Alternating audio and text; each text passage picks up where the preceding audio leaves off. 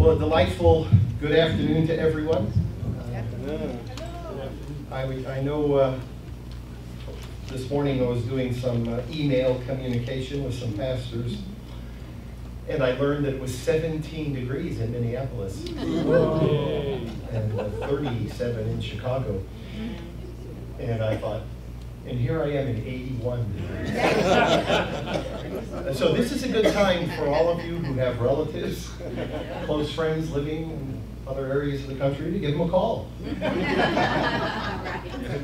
It's really nice here. At least I'm appreciating that, even in spite of, well, Tammy and I live in Fontana, and we're having some kind of a tsunami event out there. The wind is gusting. Well, Mike and Karen know. You live in Fontana, right? Yeah. Isn't the wind about 70 miles an hour at times? So you don't sleep well at night when that goes on all night. Things keep bumping against the house. And so I think I'm going to go have a nap after services. I think that'll be good. Well, and one of the things I enjoy about attending here is Bernie doesn't harass me to speak frequently, because most of the time that's what I'm doing. And so I really enjoy attending here and just sitting there with Tammy and being as quiet as a church mouse and enjoy worship with all of you together and not having to be the one up here talking all the time. But Bernie said, you know, he would like me to talk occasionally, so I'm not sure how frequent we will establish as occasionally, but I promise I will do some. But I mean, it's my time to retire. You know, by the end of this year, I will have fully passed the baton to Dr. Greg Williams, and I'm really looking forward to being more of a couch potato. I may get a couple of those ski poles like Bryce. So what I plan to do for this time, and Bernie gave me, Pastor Bernie gave me extra time today, so I'll quit by, well, who knows when I'll quit. It's like that old joke when the pastor went up, he took his watch off and set it down right here, and the little girl said to her mom, "What does that mean?" And she said, "Absolutely nothing." So I want to give an update about what God's doing with our churches. You know, our name is Grace Communion International, and we have churches, well, all around the world. In fact, we have more churches in international locations than we do in the U.S. We're over 900 churches worldwide, and in the U.S. there's only about 300 of them. So you can see we have really grown internationally. And so I'm going to take you through a bunch of pictures. In fact, I want to go fast because I have 100 pictures here to show you. And I'll give some commentary to make it interesting.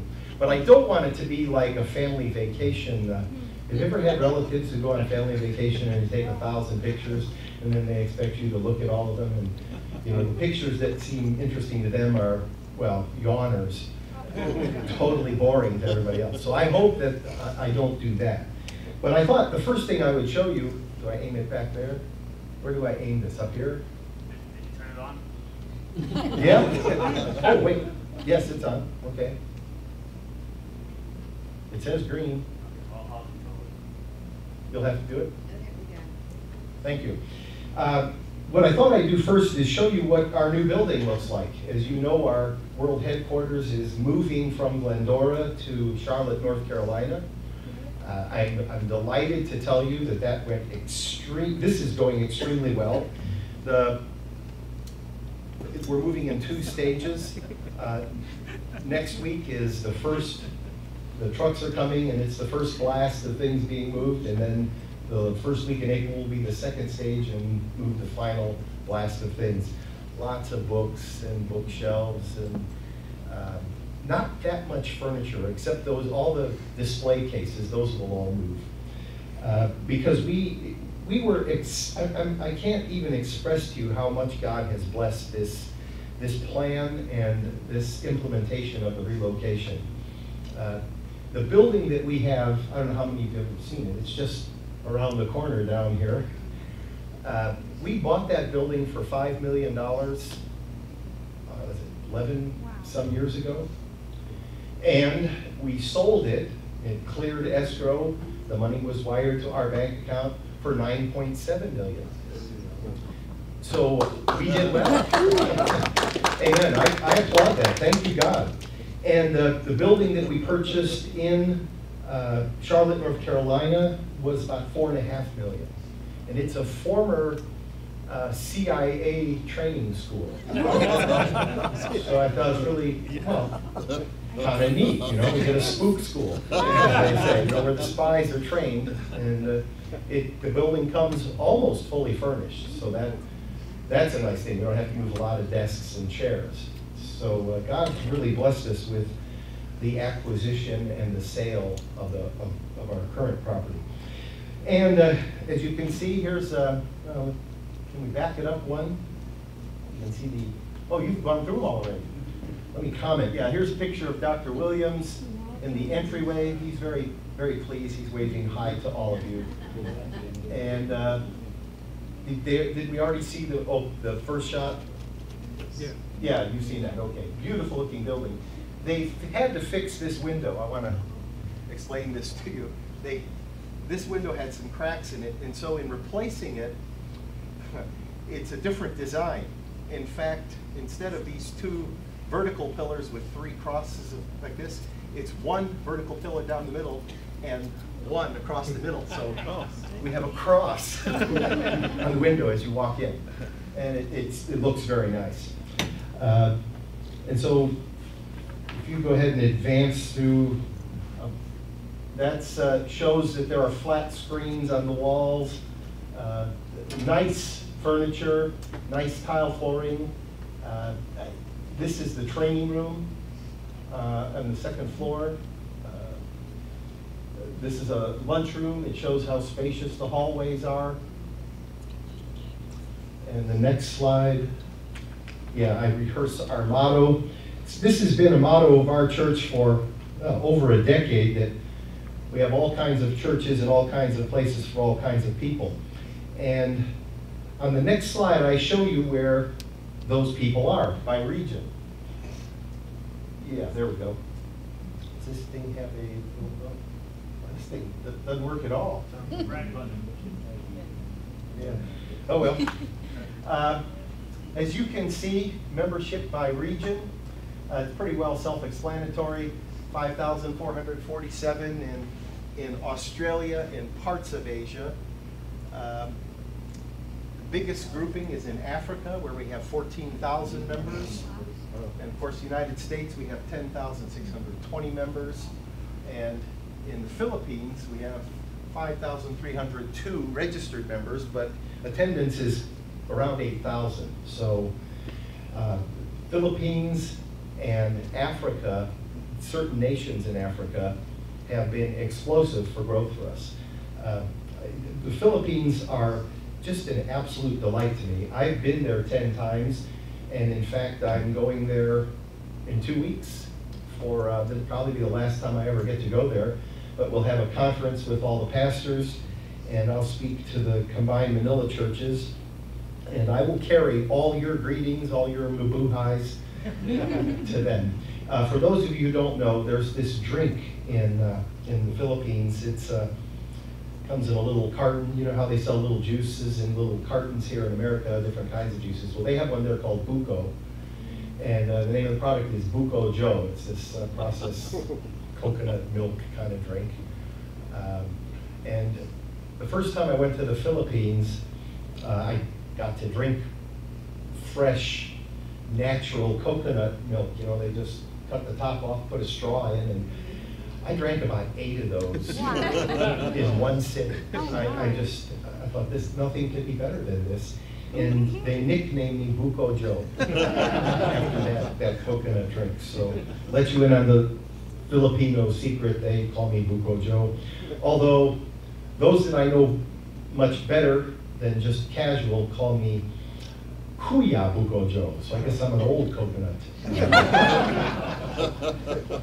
So those are the breakdown of where our membership is in by region, and as I said, you can see that Africa is the place that's exploding with growth. We have new congregations starting every month and baptisms nearly every month, and I'll show you some pictures of that. On the next slide, I have a picture of one of our most interesting churches in our fellowship that I've ever got to attend. This church started about 5 years ago, and it's a church for the deaf and hearing impaired. And this is the pastor, Mary Batchelor. Mary used to own and operate a college, a school to train people how to do American Sign Language. And she's very proficient at it. She's registered with the courts, and that's most of the work she does now besides pastoring, is she goes to court and does ASL translation for people. And Mary sold her school and is no longer involved with the training operation that she used to have. But she enjoys pastoring this church, and the reason I said it's different or it's unique is that she does the sermon, well, the whole service, in sign language. And majority of people who attend are people who understand sign language. And for the children and family members who have hearing and aren't necessarily proficient at sign language, they have someone sitting in front with a microphone. And she does a translation into the spoken English. So it's just an interesting twist to see. On the next slide, I show you a picture of their congregation. I think I have a couple pictures of that. There's another one. And this one I want to hold for a second. This is their choir. Now, it's interesting. You might say to yourself, if they can't hear, well, how do they have a choir? Well, they do. And they all sign the words to the song together. So if you've ever seen synchronized swimming at that Olympic event, this is sort of like that. And they play the music almost painfully loud because they can feel the vibration, and they do the sign language to the tempo of what they're feeling with the vibration to the music. And it's, I say, it's a beautiful thing to see if you can put up with the volume that loud. But I really enjoy how unusual this congregation is. And Mary has been a long-time friend of Tammy and me. And I remember 5 years ago, because she's also fluent in Spanish, and Mary's one of our elders, and she said, you know, I'm just wasting my talent. I need to plant a church. And so should I start a small group in my home, because that's a good way to start planting a church? And if I do, should I do it in sign language or should I do it in Spanish? And I said, well, Mary, if you're asking me for my opinion, I would tell you to do it in sign language. I don't know of any other church in America that is one congregation all signing like that. So she did it, and she is successful. And now she's been going and growing for 5 years. This next picture was, well, this was at their 4th anniversary celebration. I went to it, and I got to baptize these 3 people who were new attendees at the time. And they're working on a new project. They're going to make ASL, American Sign Language, version of the Bible. Wow. And they expect it's going to take them 5 years, but they're starting to work on it. So I don't know of any sign language version of the Bible, so I'm pretty amazed that we're involved in such a project, and that it's something, well, first and unique on the scene. The next slide to take you to the Philippines. Remember, I rehearsed our motto, all kinds of churches in all kinds of places for all kinds of people. Well, Mary's hand signing church is an example of that, but so is this church in the Philippines. How many of you are familiar with this church in Payatas? Yes, several of you are. For the rest of you, this is a place outside of Manila, and it is a huge garbage dump. The picture you're looking at, that's garbage stacked up. And there are people who well, it's their job. They go foraging through all the garbage and find things and salvage things and use things and sell things. And we have a church in that garbage dump. On the next slide, you see a picture of the Piatas Family of Christ Church, Grace Communion International, and a picture of the inside on the next slide. And I've never been there on a Sunday morning when the church meets. I'm hopeful that I might get to do that on this last trip in 2 weeks when I go to Manila. I'm told that it's quite a unique thing to behold, because there are now 80 churches in and around the garbage dump. And most of them have services 9 to 10 in the morning. And the first thing that churches usually do is what? Sing, yes. And you hear all these hymns being sung by 80 different churches all around. And they're not all coordinated, they're not all singing the same hymn, but it doesn't sound bad or confusing. It's a very worshipful sound. I've had it described to me a number of times, so hopefully I'll get to see that on this coming trip to the Philippines. This is, the next slide is a new church. This church started December of 2016, and a lot of the churches in the Philippines begin as an outreach Bible study or a group home meeting that more and more people get invited and attend, and eventually it reaches a size like this, that it becomes a full-fledged congregation. And here's another new one on the next page, next slide rather. This was also a outreach Bible study that now has become a church. Both are pastored by the same fellow, Jerome Manriquez. If any of those from the Philippines might know Jerome. Yeah, Pastor Bernie knows him. On the next slide, can you guess what that is? You probably know, okay, that's some kind of Arabic writing. You recognize that script as Arabic. But let me tell you what it says. Grace Communion International in Arabic. And 2 years ago, our overseer for Europe and Northern Africa, James Henderson, received a couple of letters to come to Morocco, not far from Casablanca. You remember the old Humphrey Bogart movie, Casablanca? Well, it's not that nice as the movie portrays it. But James has been there 5 times now and has baptized 10 people in Morocco. And they get together. About 5 or 6 of them are able to get together more frequently than the whole group. This congregation is La Huaca in Cajamarca, Peru. And Cajamarca, Peru is an interesting area, a lot of farming. And we have a gifted elder there named Juan Carlos Florian. And his farming is known all around that area of Peru. I mean, his crops flourish and gets higher yields, and he knows what fertilizers to use and what amounts to use. And he's been so successful that other farmers come and consult with him.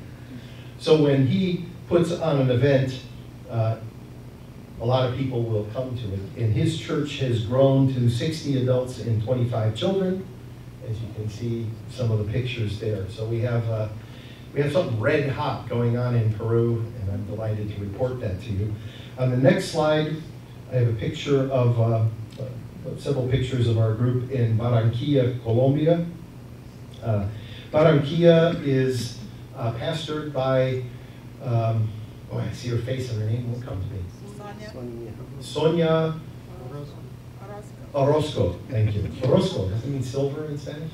Sonia Orozco and her husband, he's a very entertaining fellow. And their church, they have their own church building, and I want you to know, I thought the Philippines had hot weather. till I went to Barranquilla.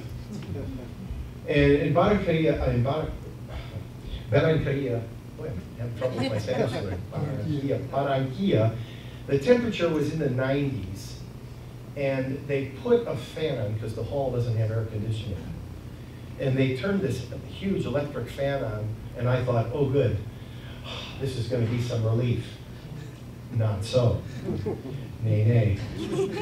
All that did was blow the hot air and make it feel worse.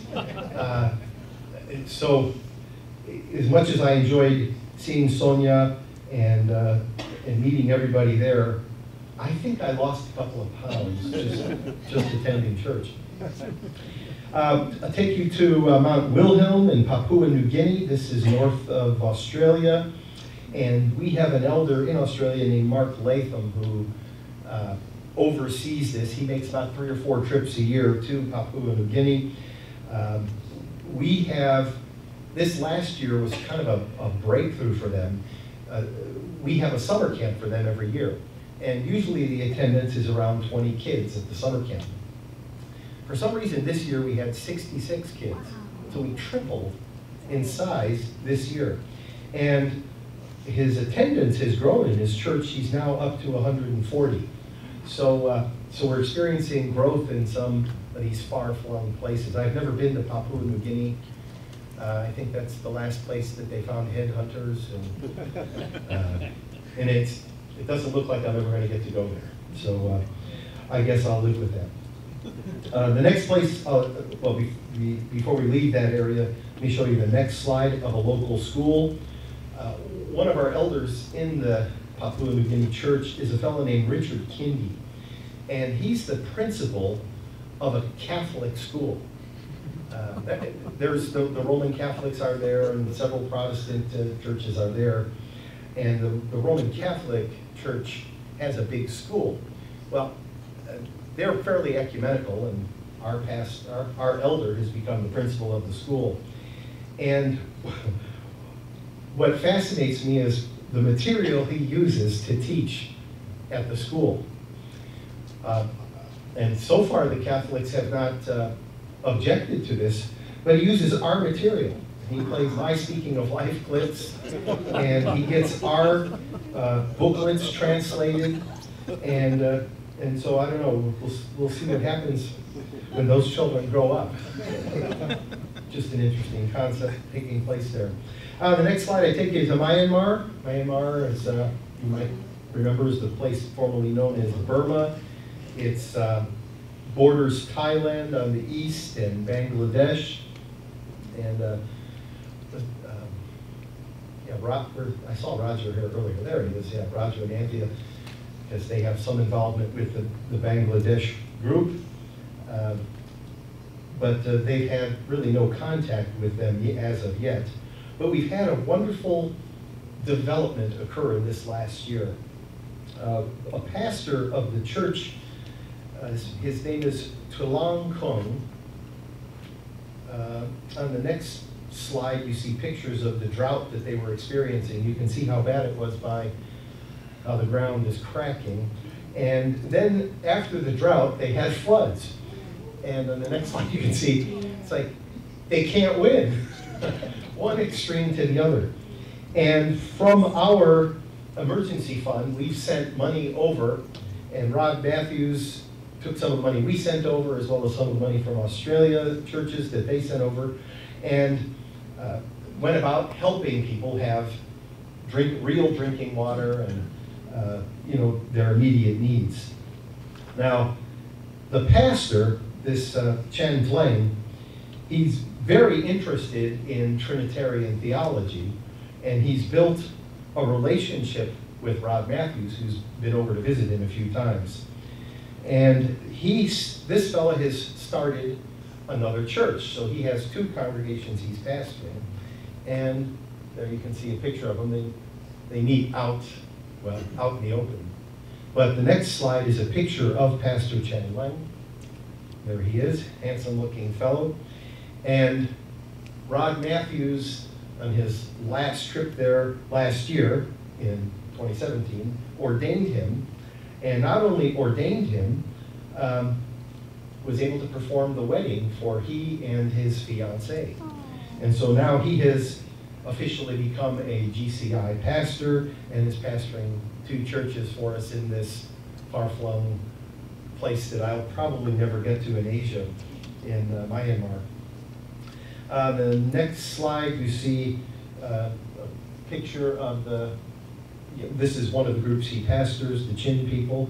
And on the next slide, you see a picture of Rod Matthews and Wong Mein Kong ordaining him and commissioning him as a GCI pastor. Now let's go to the other congregation that he pastors, the Hawambi congregation. The places he pastors are Hawambi and Matupi. And this is a picture of them after services. They send these pictures to me as they take them, and they take a few pictures just for my benefit, because I've asked them, send me a picture of the pastor and his wife or family, send me a picture of a church service or people eating afterwards. And you get what you ask for. I got 4 pictures, so I'm sharing them with you. The next picture, there's the group from Matupi, and there they are outside. And you can see that their living arrangements aren't quite as nice as what we have. And this is another GCI pastor that speaks this Chin dialect. So we have 2 pastors in this area of the world, where 2 years ago we had none. Next slide, we go to Mumbai, India. So I don't know if you ever got to Mumbai, but we have essentially 2 areas in India. We have a church in the north in Hyderabad, and then and that's the one Danny Zacharias pastors. And then in the south, Bangalore, is where Joe DaCosta pastors. I assume you know both Joe and Danny, and you know them all. And things are going well there. This one group has reached 60 people in attendance, fellowshipping every week. Have you attended this place? No, you haven't, but you have. Oh, wonderful. Well, then I'm glad to be bringing a little homecoming for you here, pictures from where you were. In the colorful way, I don't know what it is about, Bangladesh and India, and they wear the brightest colors. I guess they don't get hit by cars. On the next slide, you have a picture of the summer camp that we had. One more. Yeah, the summer camp that we held in Hyderabad this year. And you can see that it was a very nice facility. It was 25 children and 7 staff members at this summer camp. Next slide. You see more pictures of the summer camp. Yeah, that looks refreshing. And then we'll stop for a moment and see what they're doing in Bangladesh. Now, you've probably seen or heard Naomi and John Biswa make presentations about Bangladesh, but in all the presentations I've seen them give, I never knew where the churches were. So I asked John, can you show me a map where these 18 congregations are? And you can see on your left, all those big blue circles are where the churches are. So you can see John has been prolific in his ministry, planting churches. And we now have 2,500 members in Bangladesh. And to show you some pictures of the building, there we have that one. And God is doing a remarkable work there. Some more pictures of, this is, they're a hatchery. They're having, cultivating their own fish. I wouldn't mind having this in my backyard and have my own, trout. Have you ever had smoked trout and you mash that all up with some cream cheese and a little scallions? It's just a delight. Anyway, pictures of your brothers and sisters in Bangladesh waving to you, and more pictures of them.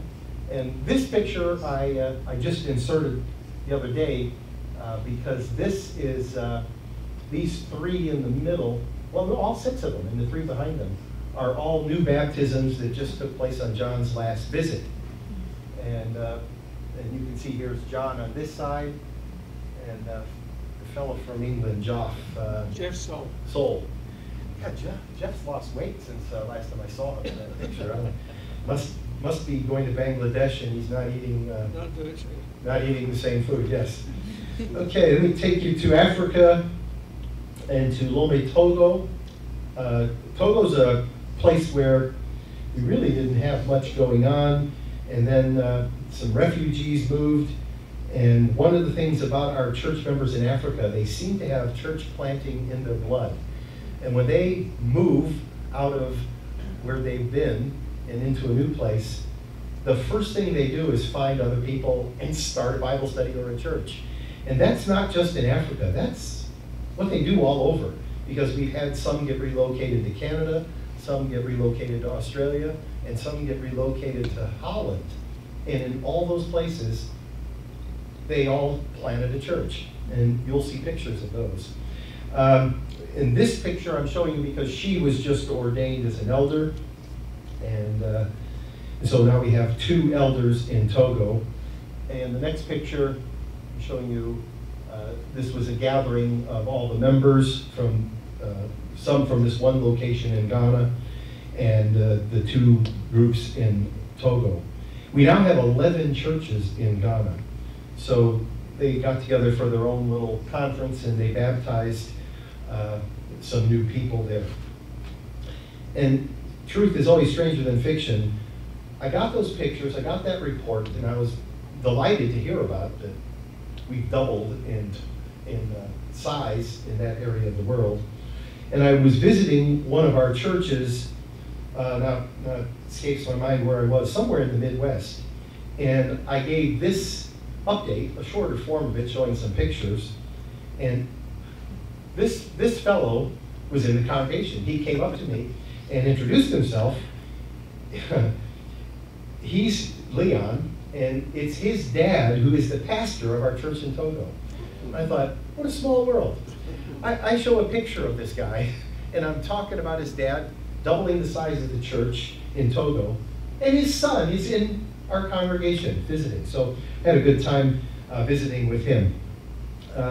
Next I'll take you to Benin. Benin's another one of those areas where there are Muslims, and it's difficult to be a Christian.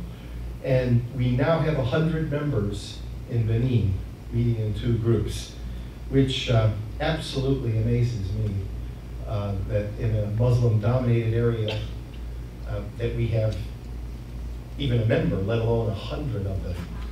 And here's some more pictures of the group in Benin and where they meet. And next I want to talk to you about French-speaking Africa. I put this picture of Africa up to show you how many countries in Africa are French-speaking. And it's an area in Africa where we have tremendous difficulty communicating, because the French-speaking areas where we have members, like France and Guadeloupe and Martinique, the Caribbean islands, they each have pastors, but they're busy enough taking care of their own congregation in their own country, let alone having time to fly to that many countries in Africa to do a work. But whatever the French do, they do share with all the French-speaking people. So we continue to grow in French-speaking Africa, even though we don't have an overseer there, even though we don't have a named leader. In the last 5 years, twice, I've asked a pastor to go there who's French-speaking, and they both willingly did that and went for 2 weeks and visited as many congregations as they could. And they both came back and told me that that was a life-changing experience to go to Africa and meet that many people that want to know more and more about their relationship with God and how to draw closer to Him. Next place I'll take you to is Burundi. In Burundi, we used to have only 4 churches. We now have 8 churches with 1,000 members. So something has happened in the last 3 years that I can't explain. Actually, this started in 2015, that we started growing. And from 2015 to today, we have right around 1,000 members. We have a couple more pictures. There they are, meeting. And I show you this picture because this fellow, John Bautiste, is, I think he's still in the Philippines right now. And he was receiving some training there. And he's not one of our elders, but he has a strong interest in becoming a GCI pastor. And I don't know how long he's going to be in the Philippines or how much time Eugene Luzon is going to spend with him, but I'll find out when I'm there in 2 weeks. And look forward to knowing more about what he wants to do, because so far what I know is he's interested in going back to where he came from in Burundi, where inexplicably we have these congregations springing up and have now 1,000 members. So I'm kind of thinking in the back of my mind, we were wondering who could we have over there, and then this guy pops up and he's from Burundi. So I'm praying that this is a godsend. Okay, another place where we've really grown is Tanzania, especially in this Mara region. In Tanzania, we used to have 4 churches.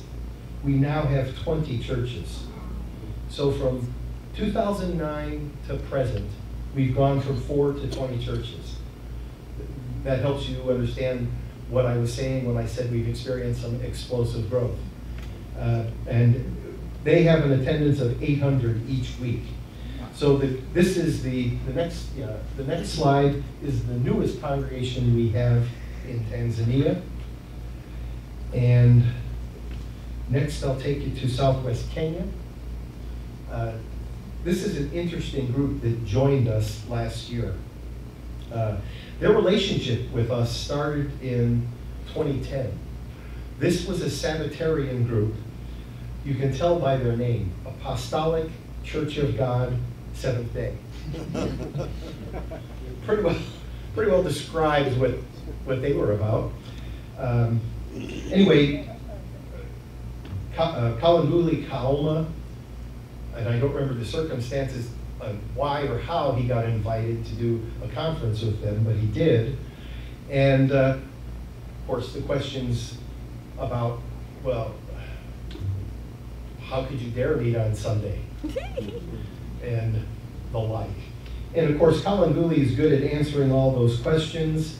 And to make a long story short, we now have 20 churches in Kenya. Before 2010, we had 10 churches in Kenya. So in the last 7 years, we've doubled in size in Kenya. And this next picture is a picture of the picture of the Kakuma congregation. They have 2 churches. I sent an email asking Anthony Gachanja, who's the leading minister for the whole country. Of the 2 churches we have, one is named Kakuma 1, and the other one's named Kakuma 3. So my inquiring mind wanted to know, well, where's Kakuma 2? Anyway, they only have the 2 churches there, and I haven't gotten an answer yet why they named it 1 and 3. I kind of think, well, maybe they were trying to be Trinitarian. And 3, skip 2, I don't know, but they have an average weekly attendance of 550 people. And another church in Ghana, I don't know how I got this slide out of place. Yeah, Kutuns, Ghana. This is, this area, Kutuns, is a suburb of the capital city, Accra. And the church we have there, it's been there since 2001, I think. And they have 2 schools. One is a elementary school that is 1st grade to 6th grade, and the other is a junior high school. And in operating those 2 schools, of course, they become feeders to the congregation. The kids and parents wonder what's going on at that school, and anyway, they come to church and they like it and they stay. So that's going very well. In the next few pictures, another picture of their building. Yeah, they just held a summer camp. And these next several pictures are from their summer camp. So you can tell, well, they're having a good time. Next one, yeah. Balloons means fun. I don't know what all the activities, but they're smiling and look happy. So, there were 80 campers at their summer camp. Next slide. Yeah, there we go. That's our national ministry leader. Dear. I'm very proud too of what he has done in Ghana, because all the churches that we have in Ghana are financially independent. You know, a lot of churches are, well, they're always looking to fundraise and be subsidized by someone else, but Ghana has gotten things under control, and while they do fundraising to construct new buildings, they are very much in the black as opposed to being in the red, and very well managed and organized. And we now have 11 churches in Ghana and almost 1,000 members, so we're doing well. Next slide. This is a picture of our pastor here on the right doing a baptism, and they sent this and the next picture to me. And we're explaining that these are all new people that were baptized, and we're up from 4 churches now to 10 churches in Uganda with 1,800 members. So they're baptizing, it seems, people every week. Next slide, you'll see more baptizing. And now we're in Liberia. 5 years ago, we had nothing in Liberia. We now have 3 churches in Liberia. And our pastor there is a fellow named Robert Brown. And I've never met him. I hope at one of the bigger international conferences I will get to meet him. But he sent me this picture and the report. He had just baptized 23 people. So, I mean, that's a whole church. He's doing well. Next slide is another picture. I couldn't use most of the pictures he sent to me because they were, well, way blurrier than this. In the Cameroons, we've long had congregations in the Cameroons. They're pastored by 2 very capable people. In Duduma, I can't think of Pastor Nduduma's last name, but he was the administrative assistant to the Prime Minister of the country. I mean, to put it in American terms, he would be like the Karl Rove to President Bush, or the Valerie, I can't think of Valerie's name, to President Obama. He was at that level of being a consultant. And so pretty nice to have him as our pastor, and he does a remarkably good job.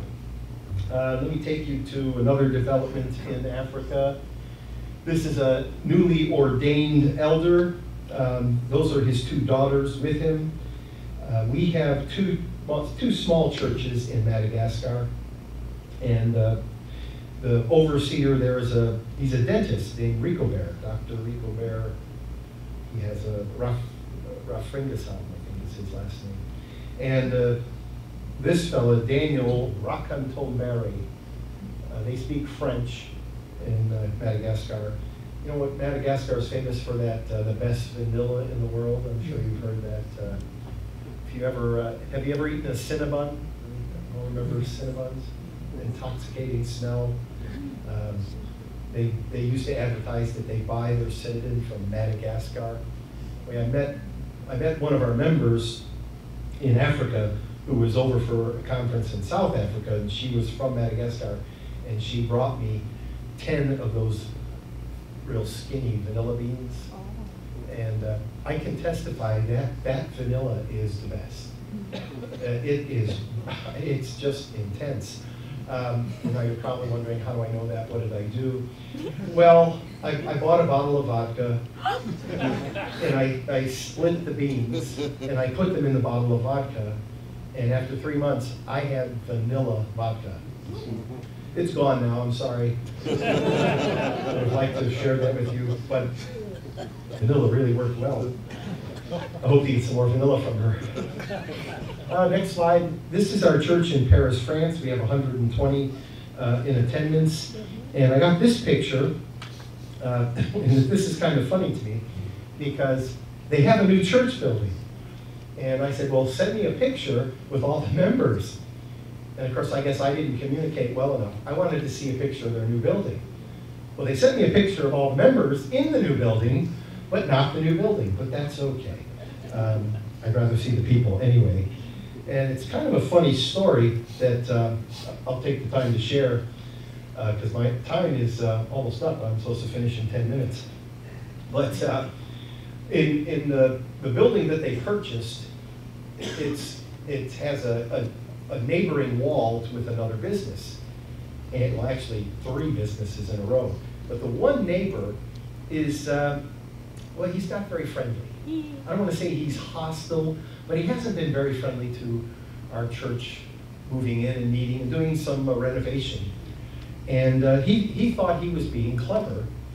And when some of our people were working there in the evening, making some of the renovations, painting, new carpeting, whatever, he called the police and said, there are people breaking into the building and robbing things. So the police come, and our pastor there, one of our pastors, when the police came, of course, he got his hands up and he said, no, we're not robbers. We're fixing the building. He said, but if you're looking for the robbers, they went to that place 2 doors down. So the guy who called the police all came to his place. I thought it was funny.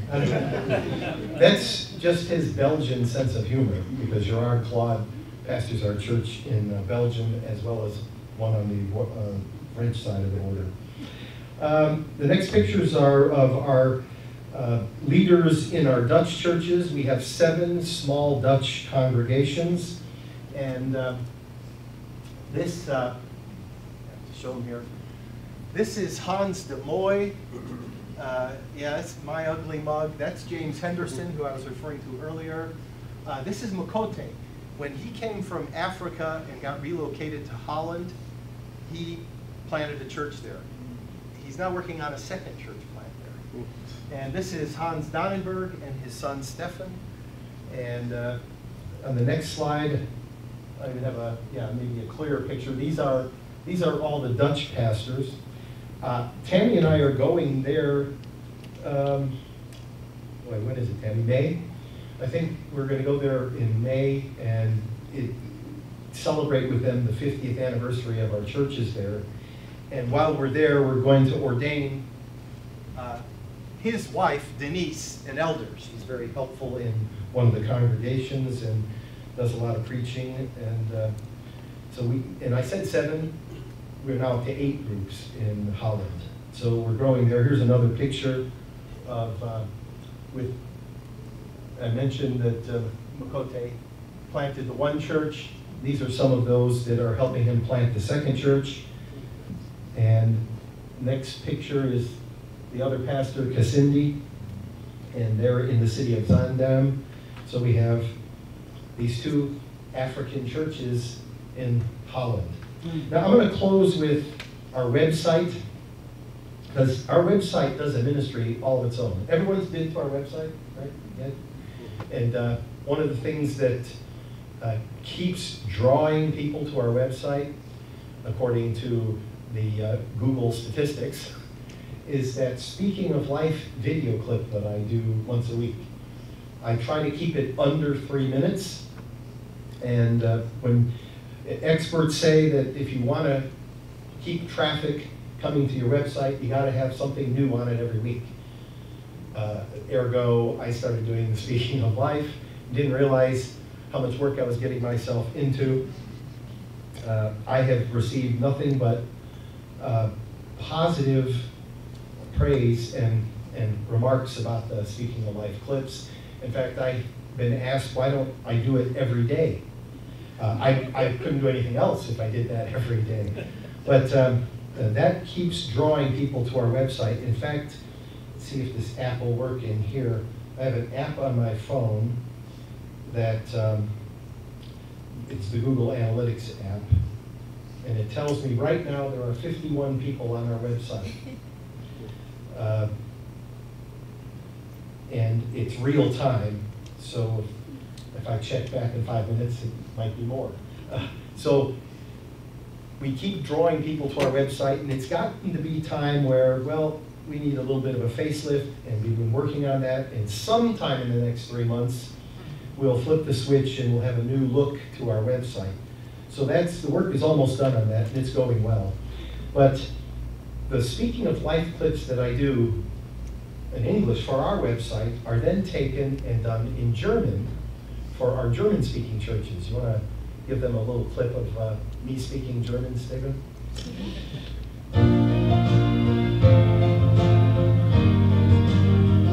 Vielleicht kennen Sie das Loblied. Waren wir da, als Sie unseren Herrn kreuzigten? Offensichtlich kann niemand, der heute lebt, bei der Kreuzigung anwesend gewesen sein. Jedoch ist die Antwort: Ja, wir waren da. Jawohl, bitte. Oh, you didn't know I speak French too.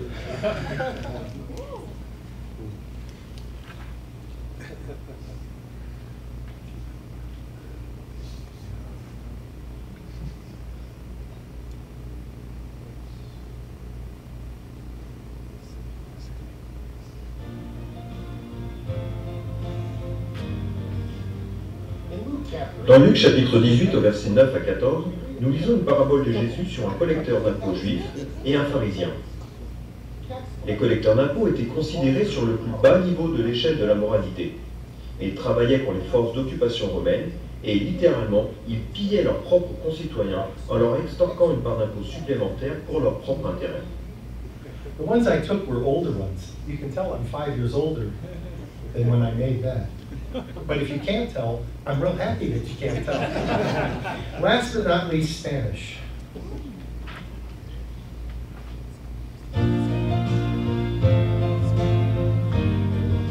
Como seres racionales, los seres humanos no creemos en cosas que no tienen sentido. Nos encontramos con algo que no parece razonable y no nos gusta. Buscamos nuevas explicaciones y posibles alternativas. Puedo hablar español, más menos que más, for those who understood. And when I say that our website does a ministry of its own, I receive weekly requests from pastors to join our fellowship. I've never seen anything like it. I've talked to other denominations about this. They receive some requests. Usually, though, they're trolling for money. But I'm going to say half the requests we get end up being churches that join us. Kalanguli Kaoma, when he visits these churches in Africa who want to join us, of course, one of the things they ask about is, will you help us build a new building? Or help me augment my salary? And Kalanguli always says, silver and gold have I none, but Jesus I know. Anyway, he has done a remarkable ministry bringing so many new congregations into our fellowship. And I thought I'd share with you just a few of the kind of letters I get. My name is George O'Kell. I was born in WCG and I was a member until 2006. I left because of some of the teachings that I didn't agree with. I've gone through your teachings and I totally agree with them, especially the holidays teachings. I have a group that I've led here in Kenya, and we still keep the Sabbath. I would request to learn more from you. I am hoping to hear from you. God bless you. My phone number is, well, I didn't give you his number, right? He doesn't need more calls from here. Anyway, that's just an example. Like I say, I get somewhere between 50 and 60 of these a year. Kalanguli, just in Africa alone, has already over 100 requests that he's following up on for churches that want to join GCI. So things are going well. These requests are not only from Africa, but Asia as well. And that is the state of things. We're relocating to North Carolina with extra money in the bank account, with a guy who is 10 years younger than me taking my place, who has the energy to continue traveling around like I used to be able to do, in a new building. All the indicators, the arrows are pointing up. And so I really believe God is blessing me in this time of deciding to retire and pass the baton to Dr. Greg Williams. Hopefully we can get him in here to speak one time before he moves. But I thank you for your faithfulness. I thank you for your prayers, and I ask that you continue to pray for the harvest, that God will bless us in all these places in the world where we're being asked to teach and being asked to be baptized. So God's blessings on all of you for your support in that.